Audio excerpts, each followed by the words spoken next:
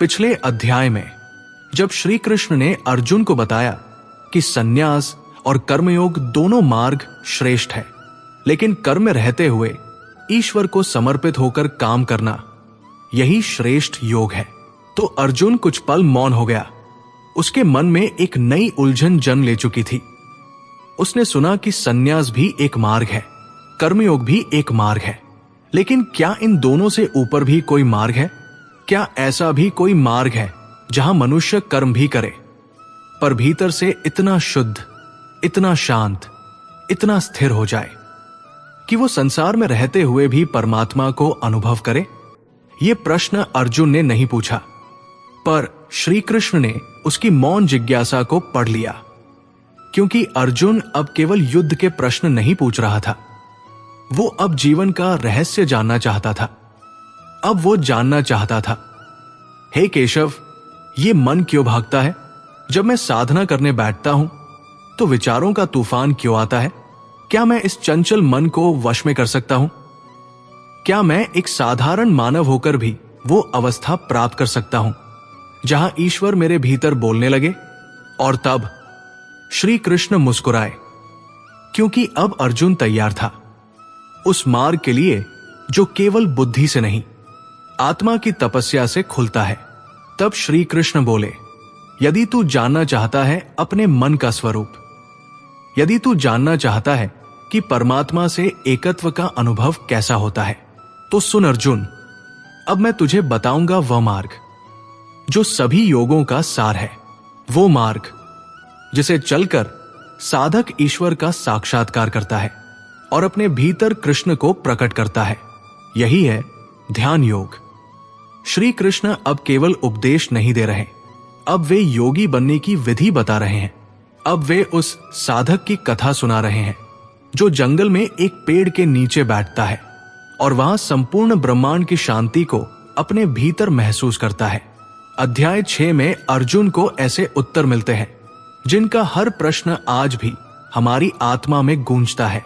इस अध्याय में हम जानेंगे सच्चा योगी कौन होता है, ध्यान का अभ्यास कैसे किया जाए, मन को वश में कैसे करें, ध्यान करने वाले की स्थिति क्या होती है, यदि ध्यान में विफल हो जाए तो क्या होगा, और सबसे महत्वपूर्ण, कृष्ण स्वयं किसे सबसे महान योगी कहते हैं।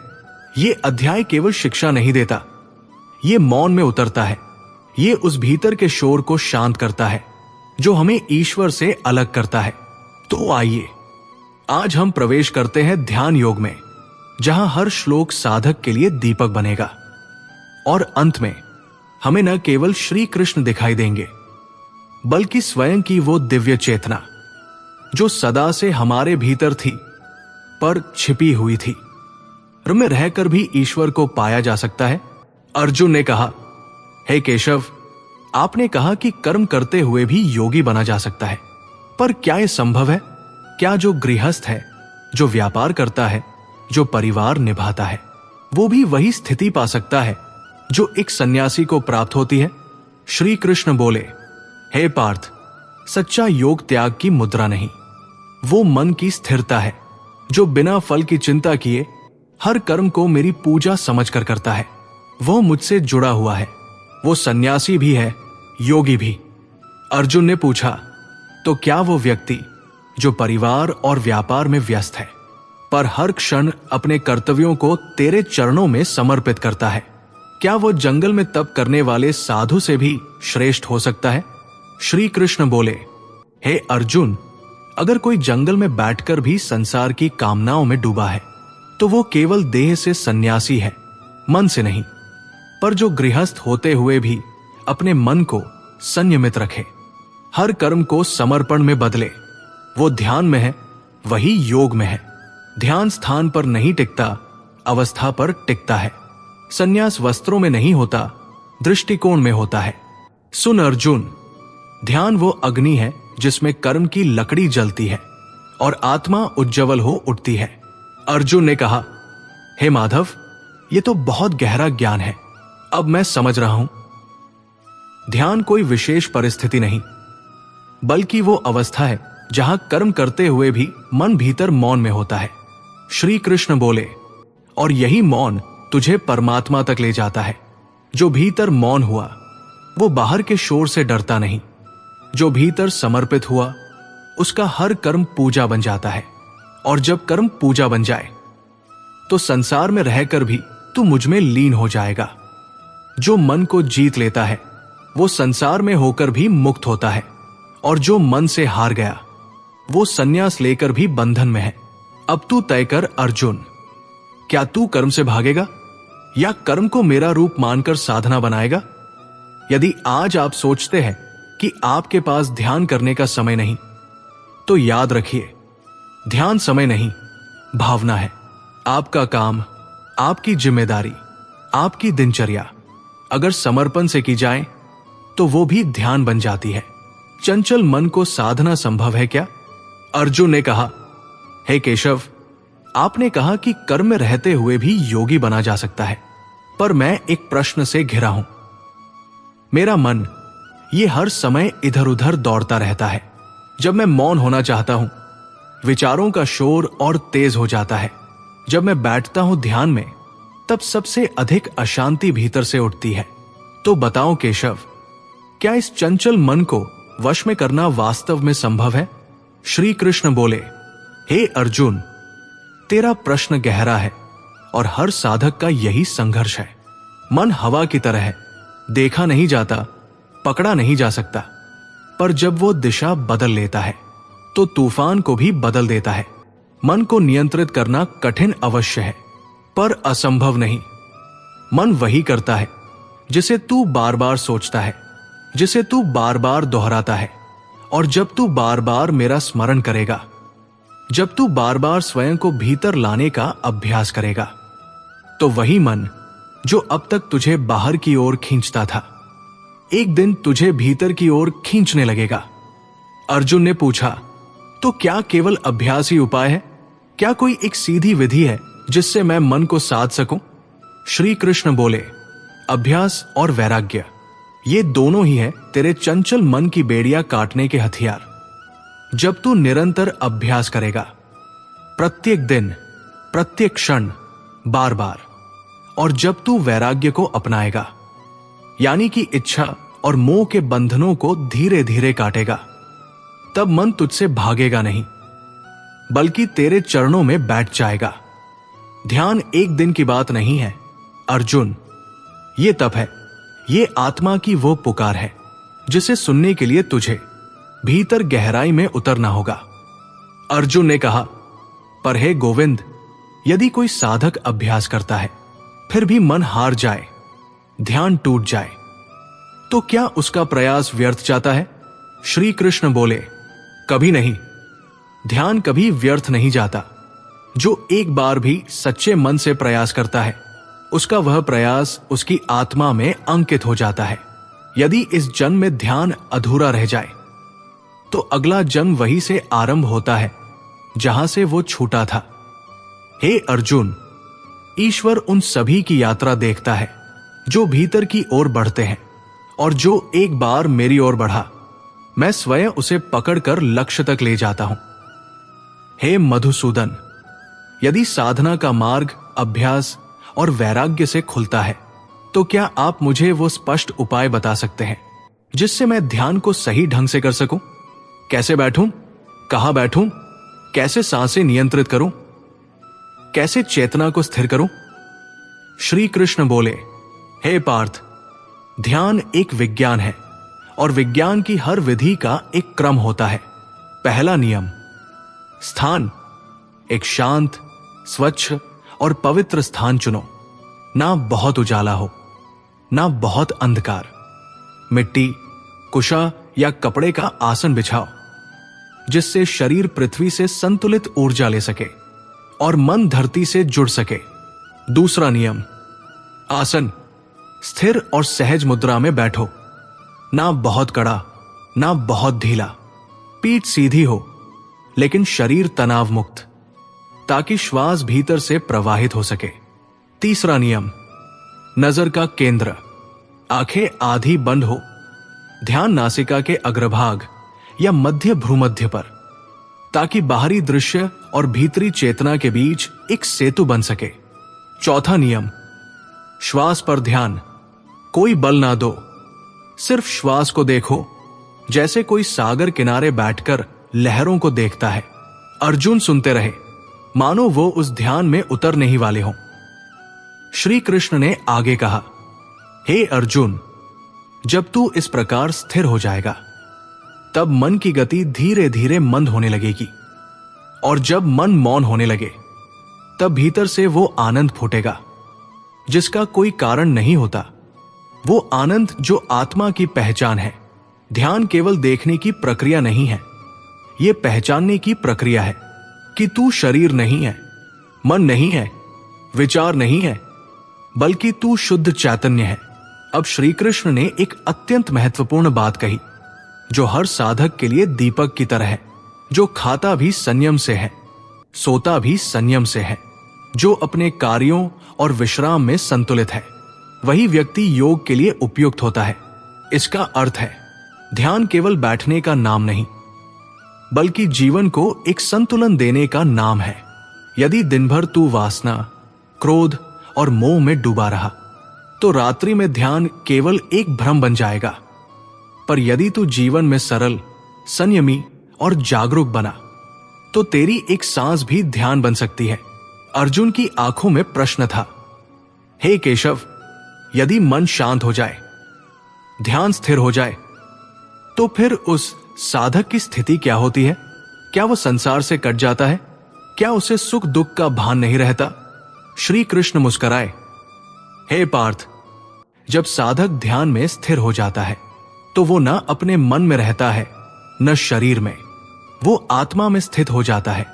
तब न वह किसी से द्वेष करता है, न किसी की कामना करता है, न वह अतीत के दुख में बंधा होता है, न भविष्य की चिंता में उलझा। वो वर्तमान की गहराई में जीता है, जहां सिर्फ मैं और भगवान होते हैं। श्री कृष्ण ने आगे कहा, जब साधक ध्यान में स्थित होता है तब वो उस परम शांति का अनुभव करता है जिसे इंद्रियां छू भी नहीं सकती। ये वो शांति होती है जो सांसों से परे है, जो शब्दों से परे है, जो सुख दुख, लाभानी, जय पराजय, इन सब सीमाओं से परे होती है। श्री कृष्ण बोले, हे अर्जुन, जब वो साधक उस आत्मिक सुख को प्राप्त कर लेता है तो फिर उसे इस संसार में कुछ भी आकर्षित नहीं कर सकता। ना स्वर्ग की कामना, ना भोग की लालसा, ना सम्मान का लोभ। अर्जुन ध्यान से सुन रहे थे, मानो उनके भीतर ही कोई साधक जाग रहा हो। और श्री कृष्ण ने कहा, हे अर्जुन, इस अवस्था को प्राप्त करने के लिए केवल बैठ जाना पर्याप्त नहीं है, मन को हटाना पड़ता है।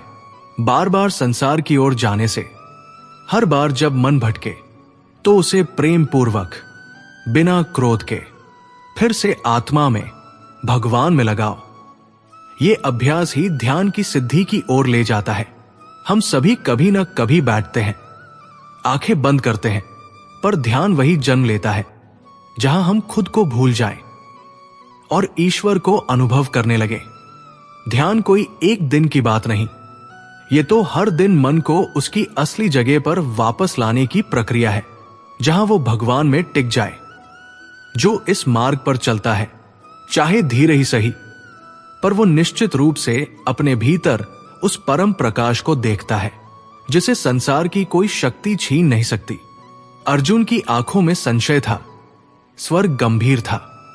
हे माधव, आपने कहा कि साधक को मन पर विजय पानी चाहिए, ध्यान में स्थिर होना चाहिए, परंतु जो मन के चक्रवात में फंसकर बीच रास्ते में गिर जाए, जो आरंभ तो करे पर पूर्णता तक न पहुंचे, उसका क्या होगा? क्या वह सब कुछ खो देगा? क्या उसका प्रयास व्यर्थ जाएगा? क्या वह इस जन्म और अगले जन्म दोनों से हार जाएगा? यह प्रश्न केवल अर्जुन का नहीं था, यह प्रश्न आज हर उस व्यक्ति का है जो कभी भगवान की ओर बढ़ा पर अधूरी राह में ही थक गया, जो कभी भक्ति में डूबा पर दुनिया की आंधियों में बह गया, जो कभी ध्यान करने बैठा पर विचारों के तूफान में उलझ गया। श्री कृष्ण ने अर्जुन की ओर देखा, धैर्य और करुणा से भरे हुए शब्दों में कहा, हे पार्थ, जिसने एक बार भी सच्चे मन से भगवान की ओर कदम बढ़ाया, उसका एक भी प्रयास व्यर्थ नहीं जाता। ऐसा साधक यदि इस जीवन में सिद्ध न हो सके तो वो अगले जन्म में अत्यंत शुभ स्थान में जन्म लेता है, या तो पुण्यात्माओं के घर में या योगियों के कुल में। वहां से वो फिर आगे बढ़ता है, वहीं से जहां पिछली यात्रा अधूरी छूटी थी। ये कोई साधारण बात नहीं थी, ये ब्रह्मांड की सबसे दयालु व्यवस्था थी, जहां हार कोई अंत नहीं बल्कि पुनः आरंभ का अवसर होती है। जैसे बीज एक बार धरती में पड़ा तो या तो इस जन्म में वृक्ष बनता है या अगले में, लेकिन वो बीज कभी खोता नहीं। श्री कृष्ण ने कहा, हे अर्जुन, वो साधक बार बार जन्म लेता है जब तक वो पूर्णता को न प्राप्त कर ले, जब तक वो भगवान में लीन न हो जाए। यदि आपने ईश्वर की राह पर एक भी सच्चा कदम उठाया है तो जान लीजिए वो कहीं नहीं गया, वो आपकी आत्मा में अंकित है। वो आपको खींचता रहेगा, भले आप संसार में कितना भी खो जाएं। गिरना अंत नहीं है, गिरकर उठना ही साधना है। जो बीच रास्ते में थककर बैठा है वो भी यात्रा में है, क्योंकि प्रभु उसका हाथ थामे है। अर्जुन की आंखों में फिर से प्रश्न झलक रहा था। श्री कृष्ण की बातों ने उसका हृदय तो शांत किया था, पर अब उसके मन में यह स्पष्ट जिज्ञासा थी। हे केशव, आपने ये तो कहा कि जो साधना बीच में भी छोड़ देता है उसका प्रयास व्यर्थ नहीं जाता, परंतु मुझे ये बताइए, इस समस्त संसार में कौन सबसे श्रेष्ठ है? जो तप करता है, जो ज्ञान अर्जित करता है, जो यज्ञ करता है, या जो केवल प्रभु का ध्यान करता है? ये प्रश्न न केवल अर्जुन का था बल्कि हर उस व्यक्ति का है जो ये समझना चाहता है, ईश्वर तक पहुंचने का सर्वोत्तम मार्ग कौन सा है? क्या पूजा में दिन रात लगाना श्रेष्ठ है? क्या वेदशास्त्र पढ़ना श्रेष्ठ है? क्या व्रत, नियम, यज्ञ और तीर्थ यात्रा से भगवान मिलते हैं? या फिर ध्यान में बैठकर अपने मन को ईश्वर में लीन कर देना, क्या वही सर्वोच्च मार्ग है? श्री कृष्ण मुस्कुराए और जिस उत्तर ने अध्याय 6 का सार रचा उसे अमृतवाणी की तरह अर्जुन के भीतर उतारा। हे अर्जुन, योगियों में वही सबसे श्रेष्ठ है जो पूर्ण श्रद्धा और प्रेम से मुझ में स्थित है, जो अपने चित्त को मुझ में एकाग्र करता है और संपूर्ण भाव से मेरी भक्ति करता है। मैं ऐसा योगी हूं जो उसे सर्वाधिक प्रिय मानता हूं। इसका अर्थ क्या है? तपस्वी एक दिशा में बढ़ता है पर वो अपने शरीर पर नियंत्रण करता है। ज्ञानी अपनी बुद्धि के बल पर सत्य की खोज करता है पर वो अपने विचारों में खो सकता है। यज्ञ करने वाला अपने कर्मों से सेवा करता है पर कई बार दिखावे की ओर भी चला जाता है। लेकिन योगी जो ध्यान के द्वारा अपने चित्त को शुद्ध करता है, अपने अहंकार को छोड़ देता है, अपने विचारों को शांति देता है और अंत में भगवान में लीन हो जाता है, वही सबसे श्रेष्ठ होता है, क्योंकि वो ईश्वर से एक हो जाता है। श्री कृष्ण ने जो कहा था वो सिर्फ अर्जुन के लिए नहीं था, वो आज हम सब के लिए है। भक्ति जब ध्यान बन जाती है और ध्यान जब भक्ति में लीन हो जाता है तब योग जन्म लेता है। और ऐसा योगी जो न किसी से द्वेष करता है, न किसी वस्तु का लोभ रखता है, जो भीतर से मौन पर भीतर से ही प्रभु से जुड़ा होता है, वही भगवान को सबसे प्रिय होता है। अगर तुम इस संसार की आपाधापी में भी थोड़ी देर आंखें बंद कर सको और भीतर के मौन से जुड़ सको तो समझ लो तुम उसी मार्ग पर हो जिस पर अर्जुन को श्री कृष्ण ने चलाया था।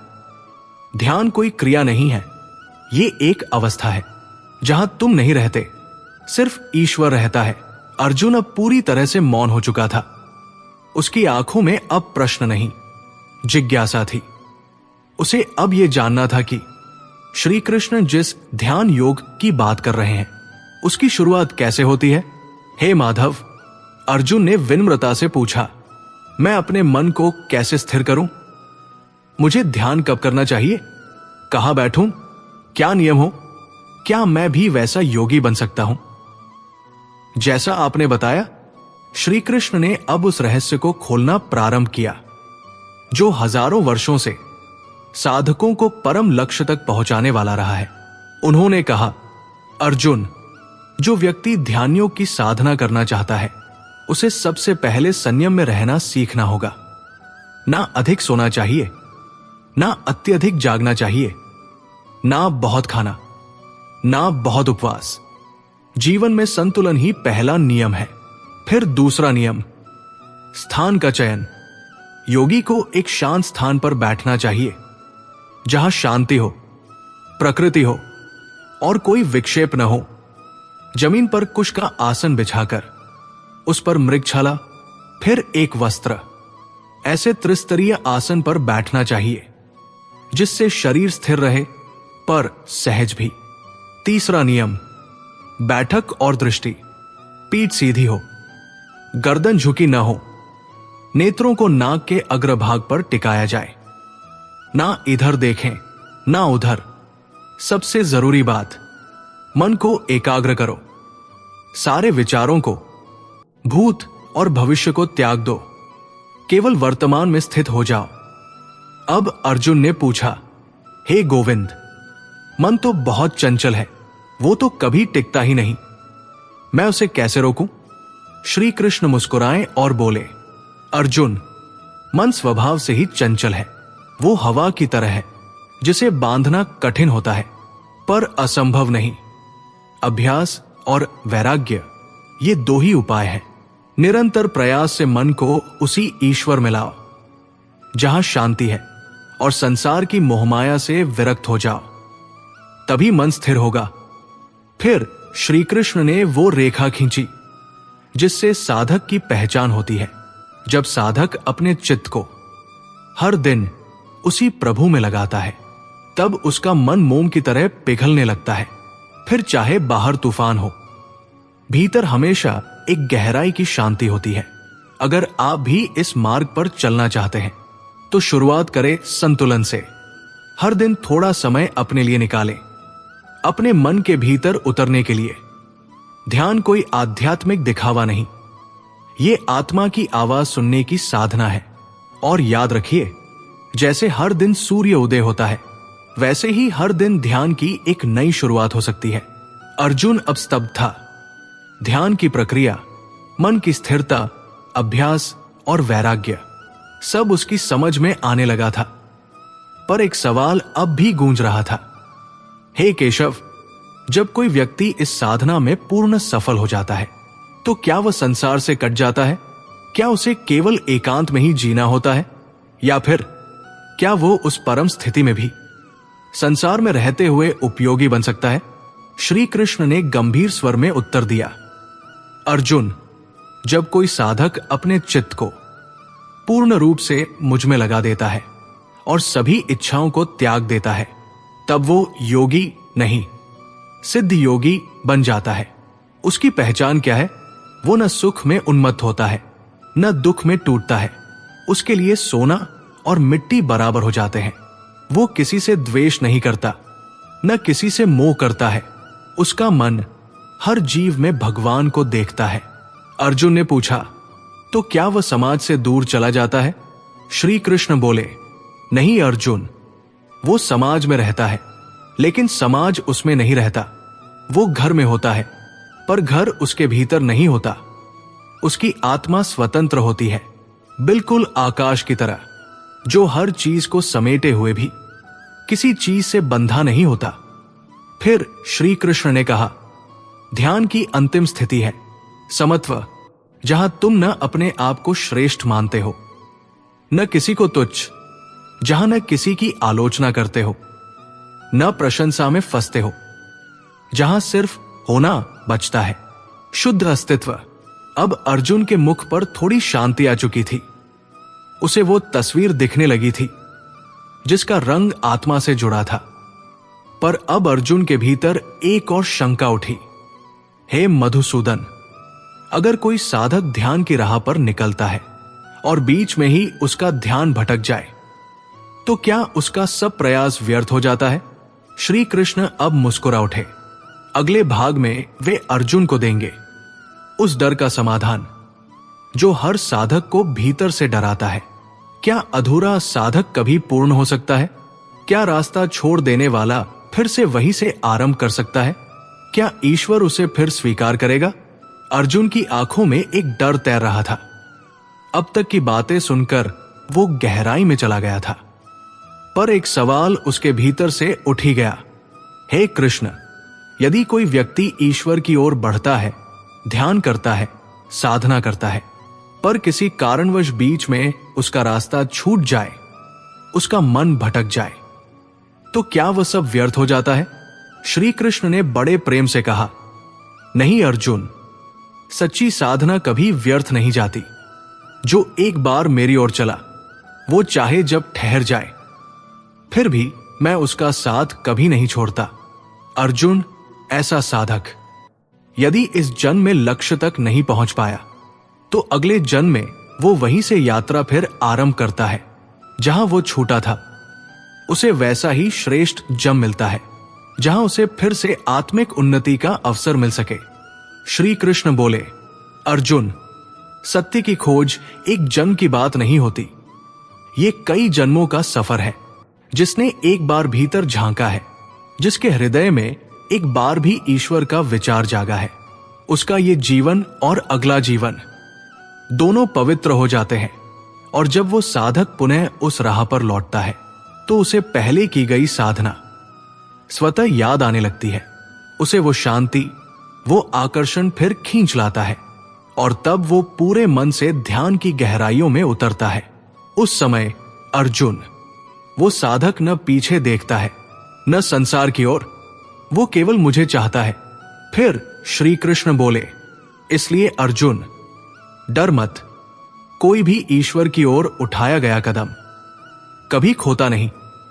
एक दिन वो साधक सभी जन्मों की खोज समाप्त कर मेरे स्वरूप में लीन हो जाता है। अब अर्जुन का चेहरा हल्का था। उसके अंदर एक भरोसा जाग चुका था कि साधना का हर प्रयास, हर कोशिश, हर आंसू कहीं न कहीं ईश्वर के संचित खजाने में जुड़ता है। पर श्री कृष्ण अब एक अंतिम सत्य की ओर ले जा रहे थे।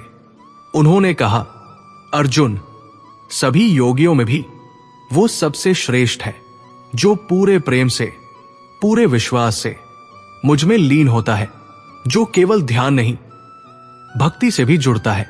अर्जुन अब शांति में था। उसके सारे प्रश्न श्री कृष्ण ने उत्तरों की तरह नहीं, बल्कि अनुभव की तरह दिए थे। पर अब श्री कृष्ण अर्जुन को ध्यान योग की पराकाष्ठा दिखा रहे थे, जहां योग केवल अभ्यास नहीं, भक्ति का संगम बन जाता है। श्री कृष्ण बोले, अर्जुन, सभी योगियों में वो सबसे श्रेष्ठ है जो केवल ध्यान नहीं करता, बल्कि पूरे प्रेम से मुझ में लीन हो जाता है। वो जो हर क्षण मुझे अपने हृदय में धारण करता है, जो मेरी उपस्थिति को भीतर अनुभव करता है, जो कर्म करता है पर उसमें मुझे समर्पित करता है, वही सच्चा योगी है। ध्यान से चित्त स्थिर होता है, पर भक्ति से चित्त पवित्र होता है। ध्यान से मन मौन होता है, पर भक्ति से मन भगवानमय होता है। और अर्जुन, जिस दिन साधक ध्यान में बैठते ही मुझे अनुभव करने लगे, न सिर्फ मौन में बल्कि हृदय के गहराइयों में, उस दिन उसका योग सिद्ध हो चुका होता है। उस दिन ध्यान ध्यान नहीं रहता, वो तो मिलन बन जाता है। एक ऐसा मिलन जहां मैं और तू समाप्त हो जाते हैं, बस हम रह जाते हैं। और फिर वो साधक स्वयं को और भगवान को अलग नहीं देखता। श्री कृष्ण की वाणी अब नितांत प्रेम से भरी थी। इसलिए अर्जुन, यदि तू सच्चा योगी बनना चाहता है, तो केवल नियम, नियंत्रण और अभ्यास से नहीं, मुझे अपने हृदय का केंद्र बना। मुझ में श्रद्धा रख, मुझसे प्रेम कर, मुझे नमस्कार कर, मुझे ही अपना सबसे प्रिय मान। तब तुझे मैं अवश्य प्राप्त हो जाऊंगा। और इसी वाक्य के साथ श्री कृष्ण ने ध्यान योग को भक्ति योग से जोड़ दिया। उन्होंने स्पष्ट कर दिया कि योग का अंतिम उद्देश्य स्वयं भगवान से मिलना है। ध्यान केवल मार्ग है, मिलन उसकी मंजिल। अर्जुन शांत था। उसकी आंखें अब भय से नहीं, श्रद्धा से भरी थी। श्री कृष्ण ने उसे समझा दिया था कि साधना कोई बोझ नहीं है, ये तो एक प्रेम भरी यात्रा है जो हमें आरसेल से उठाकर भगवान के हृदय तक पहुंचा देती है। और इसी के साथ अध्याय 6 ध्यान योग समाप्त होता है। पर अर्जुन के प्रश्न अभी समाप्त नहीं हुए थे, क्योंकि अब वो जानना चाहता था। अब अर्जुन का मन शांत है, लेकिन उसका अंतर्मन अभी भी एक प्रश्न से आंदोलित है। वो जान चुका है कि योग क्या है, ध्यान कैसे किया जाता है और आत्मा की स्थिति क्या होती है। पर अब वो उस सत्ता को जानना चाहता है जिसने ये सब कहा। अब उसके प्रश्न बदल गए हैं। हे कृष्ण, तुम कौन हो वास्तव में? जिस विराट की बात तुम करते हो, क्या वो तुम ही हो?